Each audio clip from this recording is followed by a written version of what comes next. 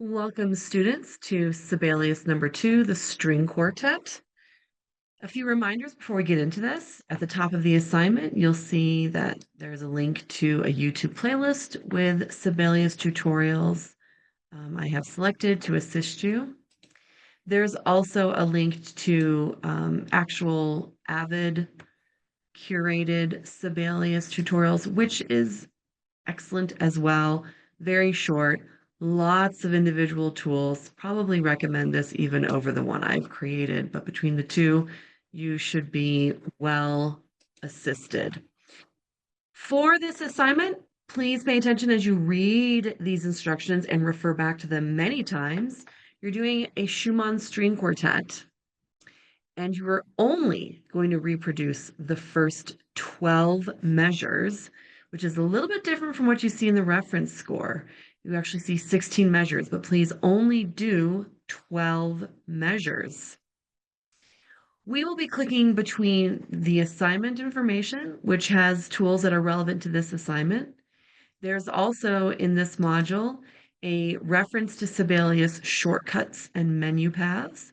You should have received this also as a printout for additional assistance, and we'll come back to this as well. We'll be clicking back and forth. If you can view anything on a separate screen, that'll help with your efficiency as you're going back and forth. But for this assignment, we are going to replicate with some variation this score.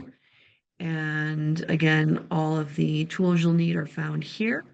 And then you'll have this tutorial, and you have, mine just closed, let me reopen that again, the shortcut reference as well. So lots of resources, and you'll see me click between them as well. This is to help me check my own instructions to make sure that they make sense. So let's get into it. I'm going to go down to our reference score. Now, as I do this with you in this tutorial, there will be some differences. This is not going to be a perfect replication. This is really just, again, to push you through various tools. So if it doesn't look quite the same, that's okay. Go ahead and put in the information that I expressed to you in this tutorial. All right, so looking at the instructions, it says set up score. Here we are in the quick start, and we're going to look for a new score, which will be a chamber score, which is right here. And we're looking for a string quartet, which is right here. Make sure you only click on this one time, otherwise you get a different menu. So we're going to click on it one time, and the document setup comes up. We want to make sure that we're doing this in landscape. Make sure that this is in landscape. Let me scroll down to our reference score. Okay, so we are in 2/4 time. There is no pickup. We always want to indicate a tempo text. And for us, that's going to be Andante Espressivo for this assignment. And we always indicate a metronome mark, which for us is going to be an 8th note on this project. And you can see that right here. Andante Espressivo, 8th note equals 69. So we'll change that tempo indication, just as a reminder that anytime you put music in front of musicians, you want to tell them the style in which it should be performed and also a tempo indication. And of course, those scenes can change throughout a composition, but we definitely want to start with that information. We are doing just a major key. So we've got our sharp keys, and we have our flat keys. But here's also our no keys, which for us is going to be C major. All right. There's actually a lot of title information on this particular project. We're not going to do all of it. You can do it in the German. You can do it in English. I'm not too worried about it. You can basically just do exactly what I tell you to do. So for the title, we're going to put in the Erstes Quartet. And we will add more to that once we get into the document. The composer is Robert Schumann. No lyricist, also no copyright, and we will not have a title page. There's a lot more information over here. It's going to look different when we do it, and that's okay. We're going to add some more of that information back in. All right. So now we click on create.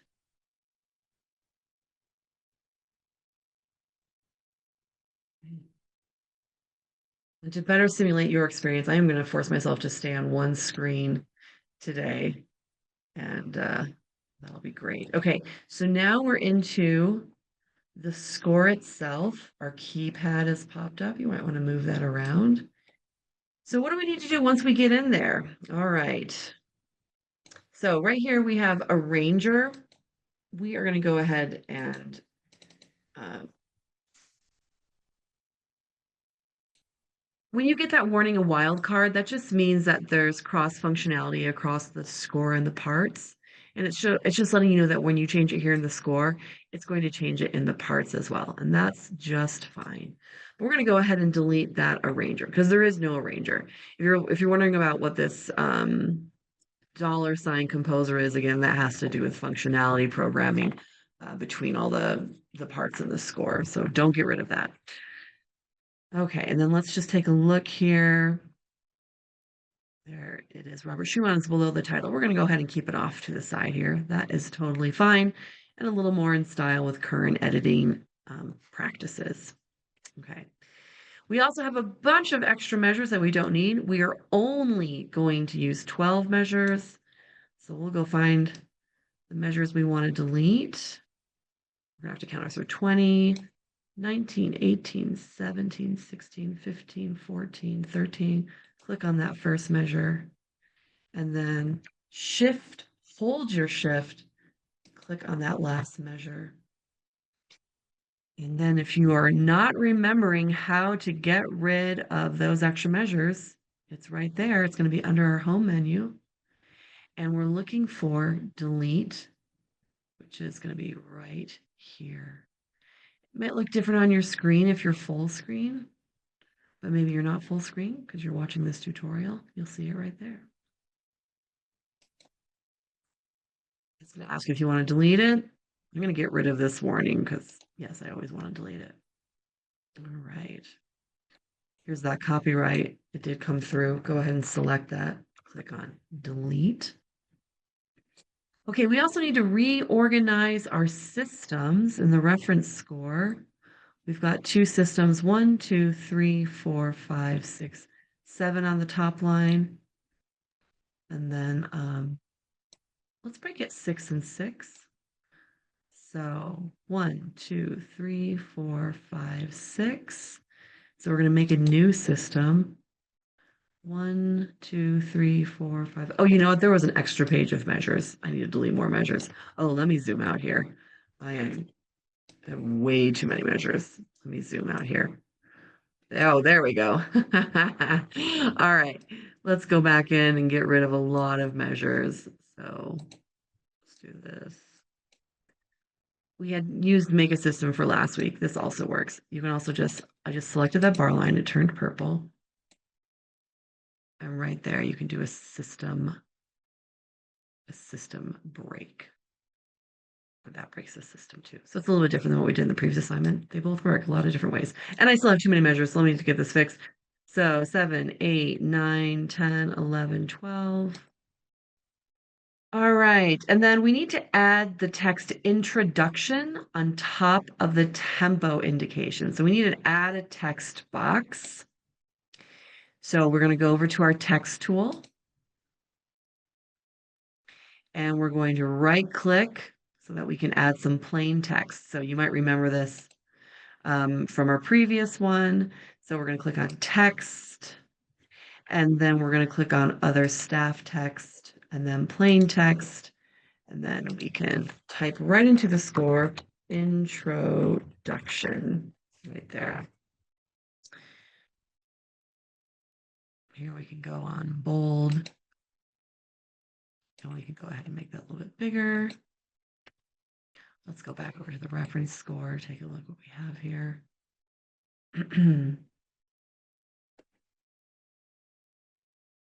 We're going to move that over. There we go. It's looking a bit more similar.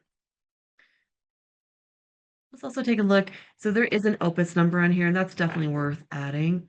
Let's double click into that title. I'm going to get rid of this. This is another wild card reminder. All right. We're just going to add in opus 41, number 1. That is actually really important. You just ask for a Schumann string quartet. There's many of them. All right. And it looks a little different. That's okay. That's okay. We could mess with all of these sizes, but um, for our purposes, this will work just fine. Again, we're just kind of learning tools. Okay. And similar to the reference score, there is like a tab in or an indentation on the first grand staff, and that looks great. We have the grand staff right here, and that looks great. All of this is accurate. Okay, let's go back to the assignment instructions though. So once we got into the score, we added that text. Good. Okay, so now we're ready to input notes. So in this assignment, I talk about how it'll go faster if you use your keyboard. Last assignment, we kind of just used our mouse to click in and put in notes. But this time we can use our letters on our keyboard. And Sibelius is going to input the note by name nearest to your previous note. So it's not going to change octaves unless you tell it to change octaves. If you put in an A and the next note is a B, it's going to go right next to that previous A. If you needed to change octaves, then as I say here, you can hit Control or Command plus, not the plus, but and then use your up and down arrows to change that octave. We're also going to be looking at slurs and ties. We'll come back to that. We have accidentals. We need to add dynamics, some articulation, some courtesy accidentals, stem direction, double dots, lots of things to add. Then we'll look at some part editing, and then we'll export this to PDF. So let's go back to our reference score, which is right here. And just remember, we want to keep toggling in and out of that note input menu, which is right here, note input menu. And we do want to leave it if we need to do other things. This big screen. Okay. And then make sure you're clicking on input notes and clicking out of it when you want to move into other scores or select things in the score, things like that. You want to make sure you turn off that modality. So we're going to be into input notes here. And the first thing we have is actually a rest. So just make sure you come over to your rest panel.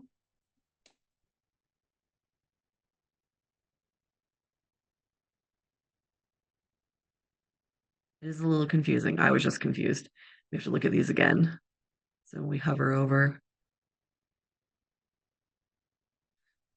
All right, so more notes, which looks like a rest. But we want to be right here. And so we select our note length, but then also that it's a rest. So we select the note duration, and then we also select that rest button. And then we can input that right here. And then it automatically turns off the rest, which is great because now we're going to go right into our note input. So I'm going to go ahead and use my computer keyboard. And there we go. So E, F, E. Let me turn that down. That's probably very loud. All right. And then we just keep going here. And again, it's just going to follow right along within the same octave until you tell it to do otherwise. And then we can change our note duration and continue going here. Again, don't worry about any of the indications for slurs and ties and such. We will add that after the fact.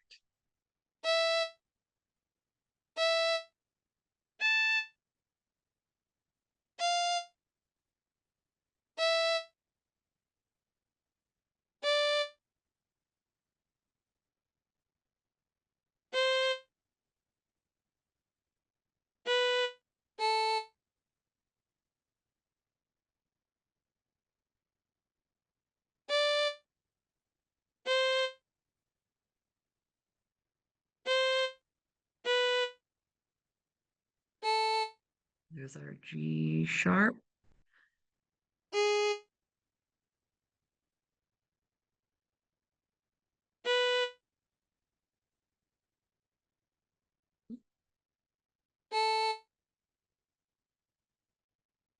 And our G sharp.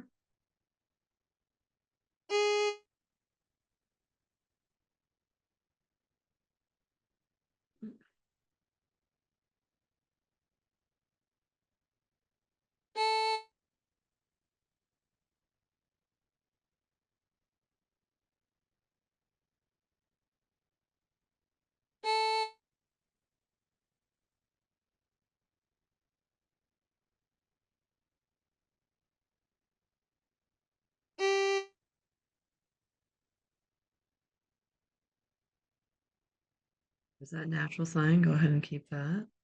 We have another natural sign next. So turn that natural sign on.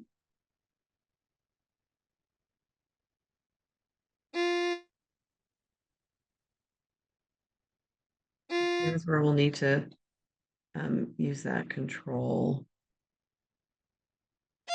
up arrow, control up arrow or command. So hit control or command, hold it down, and then use your arrows on your keyboard to jump that octave.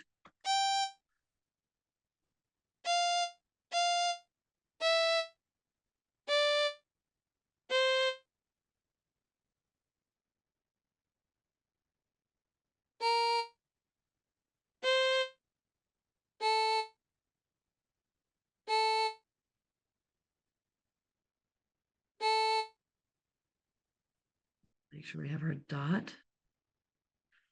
Get rid of the dot.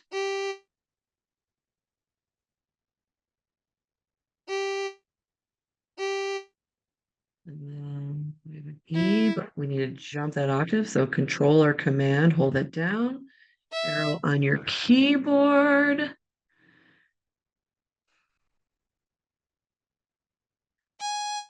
You need to bring that down an octave. So control or command, arrow down on your keyboard. Continue. G octave.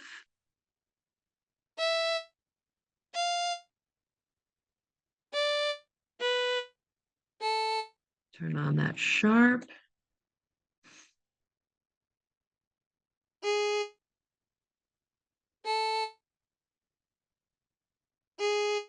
Then we have a dotted, a dotted 16th. So 16th plus the dot plus the rest right there.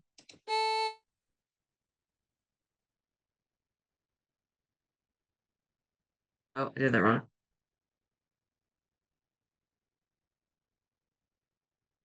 Oh, I see. No, I had done it right.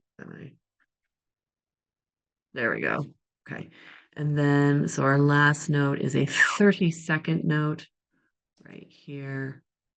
And it is an A. There we go.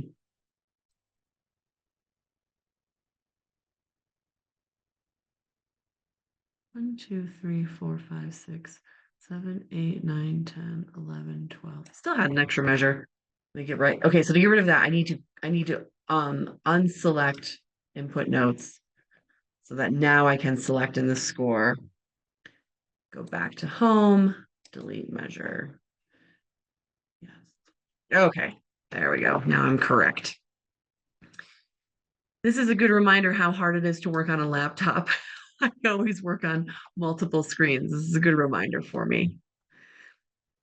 Okay, now I'm not going to continue putting in all of these notes because again, I want to just show you various tools. So let me go back up. Let me jump up to the assignment here. Okay, slurs and ties. Yeah, let's go ahead and do that.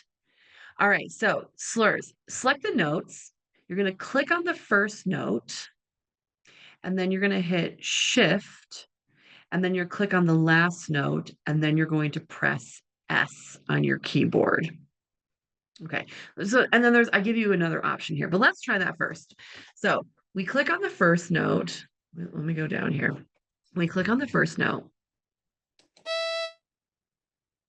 And then we're going to click on Shift, and then the last note, and then an S. So first note, hold down Shift, go to the last note in the slur, which is right here. So that highlights the three notes. So we've selected those three notes in like a standard selection shortcut. And then we hit S. And so you have to let go of that Shift key. Okay. So the first step is just to select the notes. So it's a click on the first note.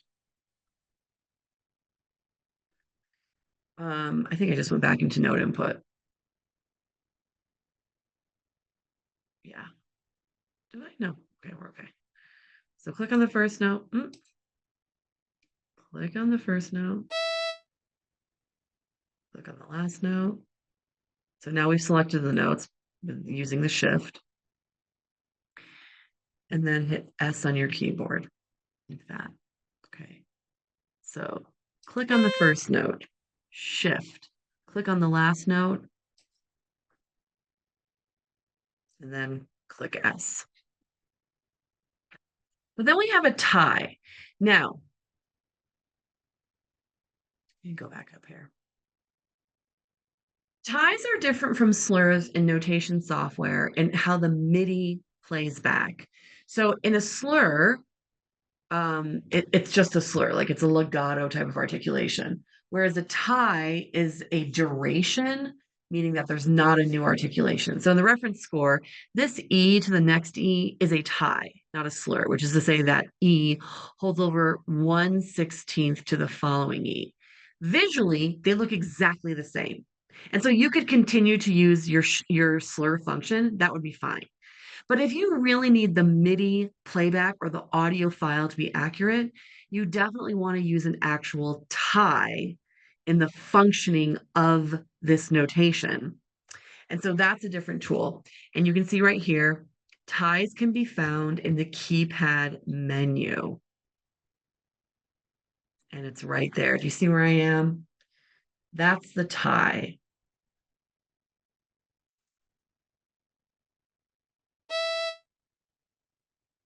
So all I did was I selected the note where the tie begins. I selected the tie button and it just ties to the next note because that's all a tie does. It would only ever select the next note. Okay. So that's slurs and ties. I want to point out right here in the instructions, if you needed to flip the slur, because maybe it inputs it in one direction. But for example, where we're working from a reference score, maybe you actually want that slur to be in another direction.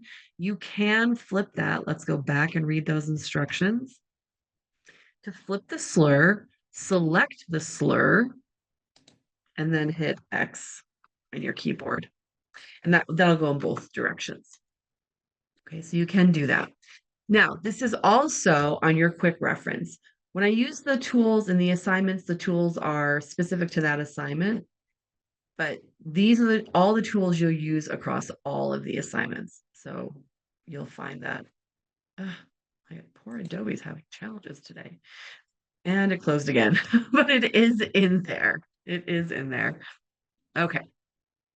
So that's really easy. The shift function is actually pretty fun. So you just can keep going with that. There's many, many, many slurs. I'm not going to show all of them in here. Well, let me just do one more because it's just fun. So I select that first note, hold down Shift, and it's kind of terrible editing, but it's going all the way to that G sharp right there. And then we hit S. And then right here, you look at the reference score, we also have an additional tie. So we have a tie under a slur, just remembering that tie is duration and slur is an articulation. It's a legato articulation. Okay. All right. Next thing I want to show you before we go to, let's keep going. Accidentals. We saw how to use the accidentals right on the keypad. That worked just fine. If for some reason you didn't want to have a cautionary accidental, you could do it right here. It's under Command Search. I talked about this, and this is an interesting one. Let's actually take a look at this. So I don't know why you would not want to have a cautionary accidental. I think it's really helpful for musicians. But if you didn't want to, this is how you could do it. You can do a command search on accidentals. And you see, look at all the things that refer to accidentals. These are the shortcuts on the far right side. But then also you can just click on it. But what we're looking for here,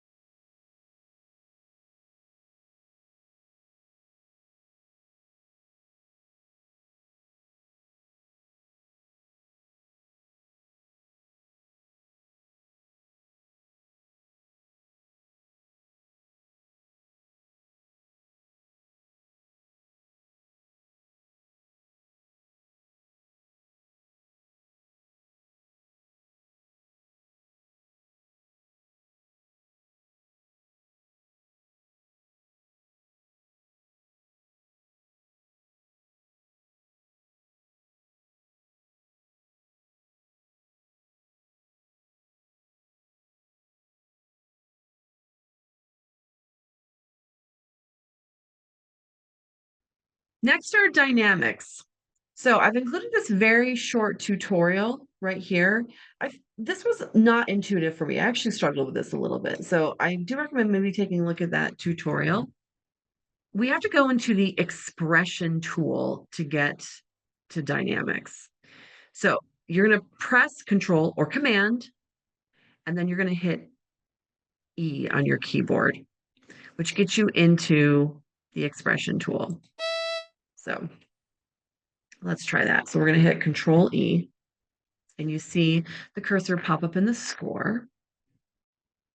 And then you can just type the letter of the dynamic. Piano. It's already italicized. Very easy. Okay. Okay, so with these dynamics, again, watch this tutorial. There's a few different ways to do it. Here's when we get to the crescendo and decrescendo, here's what I recommend. Similar to what we did with the slurs, select the first note, click and hold Shift, select the last note where you want the crescendo or decrescendo, and then go up into your notations menu on the ribbon, right up here, find that notations. And you'll see a lines menu. Now, I have crescendo and decrescendo right here at the top because I used them recently. If you don't see that, drop down your menu, and there it is under comment. And there it just popped up. Once it's there, we zoom in, you can edit it. There's a lot of different things you can do. You can move it around, things like that, okay? We want to just keep all these dynamics on the same line. That's really important. Let me do it again, and I'll do the decrescendo. Again, these are not in the correct place because I'm just trying to show you tools, and then you'll do a lot of work on your own. So select that first note, click and hold Shift, and then go to the last note where you want that decrescendo.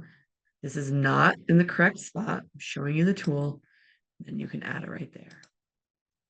You can move it around like that. Okay.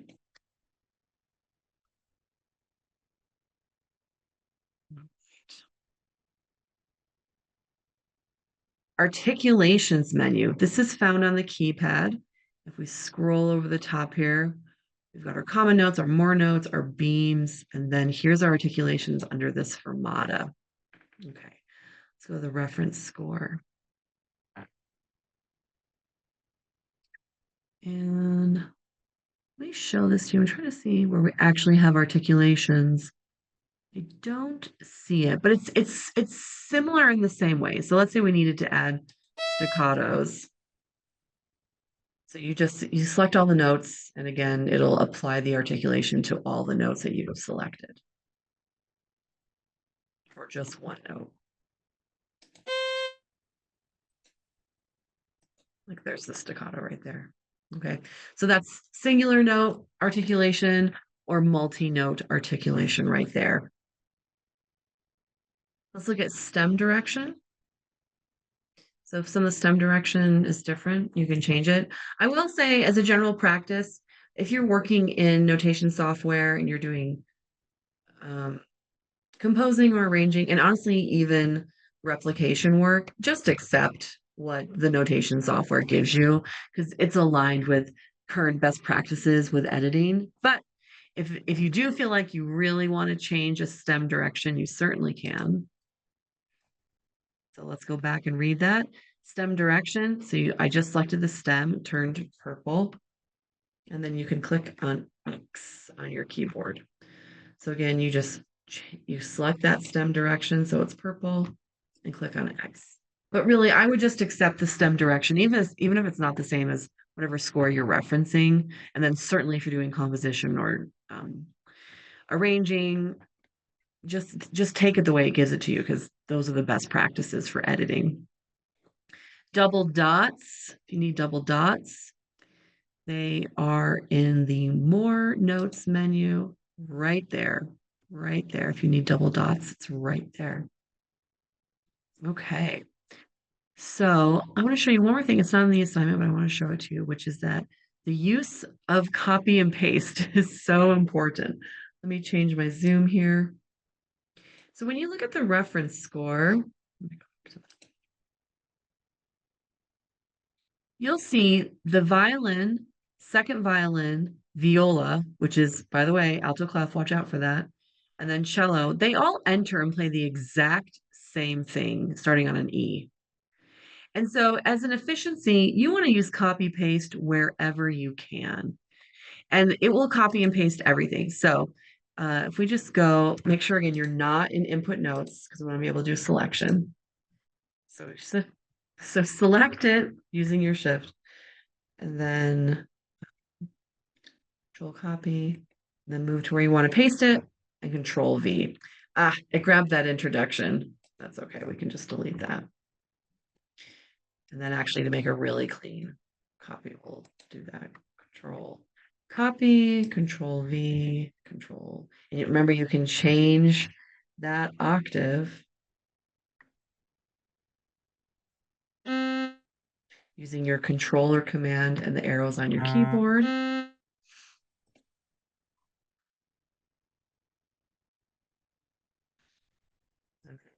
Command and control to move that octave again.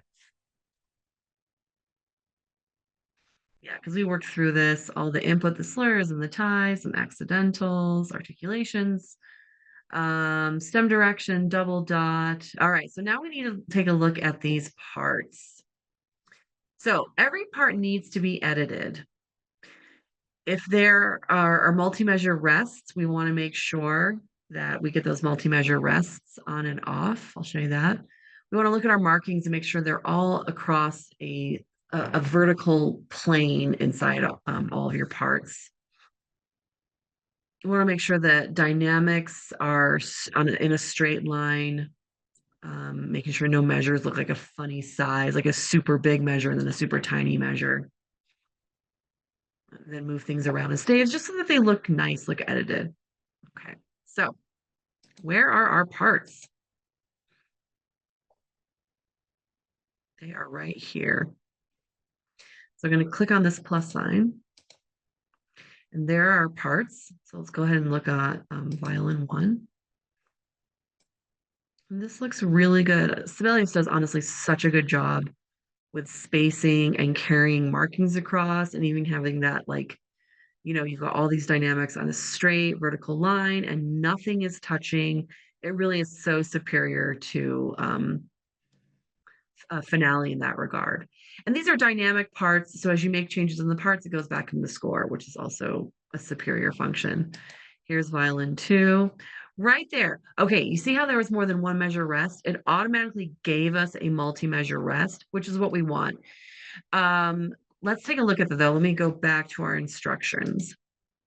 So multi-measure rests, Control, Shift, and M. So if I select that, Control, Shift, M, that'll break it. If you have more than one measure of rest, you always want to show a multi-measure rest. So Control, Shift, M will create it, and it'll undo it. You just want to make sure if there's more than one measure of rest, you use this multi-measure rest within the part. Within the parts, you never use a multi-measure rest in a score. Never, ever, ever. So as you finish this, let's go back and look at the reference score. You'll have multi-measure rests here in the beginning. For the viola, you'll want multi-measure rests, and for the cello. Okay. And let's open up the viola part. Again, I don't have everything in. You are going to input all of your notes, of course. And then we have the cello part, and it all looks really good. I mean, I don't have much in there, but again, look back at that. Just make sure everything looks good. If you need to create more space by moving measures to a different state, staff, go ahead and do that. If you're like, oh, it's all too close together, just go ahead and do that. Remember that we can break a system. Oh, if we're going to break the system, select the bar line. And then we can do things like that. Never allow this. This is what I call an oversized measure. But I just want to show you that you can adjust all your spacing so it looks nice by just breaking systems to give more room, anything like that. But that looks terrible. And yours won't look like that because you'll have all the notes. Okay, so then when we're totally done and all of your parts look good and you're happy with your score, then we can go ahead and export this. So click on export, and we want to go ahead. We're going to make it a PDF, and we want to do score and all the parts in one file. This makes printing up so much easier. If you do 5 different files, then like you have to open, right? Or then you end up doing things like I do, where I end up having a bunch of files and I merge them into a PDF and then I print. Let's just go ahead and put the score and all the parts into one file. Make sure you give it its final name. Make sure it's going where you want it to go. You're going to watch me move it to where I want mine, which is going to be under Reese Tech and Sibelius Project Demos and Spring 2025. That's where I want it to go. It's going to go ahead and auto name all of these things. Don't change the score layout. Go ahead and export it. Okay. And then we'll go in and see what this looks like when we open it. And this is what you will upload to the submission folder, is that PDF. Sibelius Project Demos, Spring 2025. And you'll be able to see that. Okay, you'll have the score and all the parts in there, and that's what you'll upload to the submission folder. So there it is. And as always, good luck.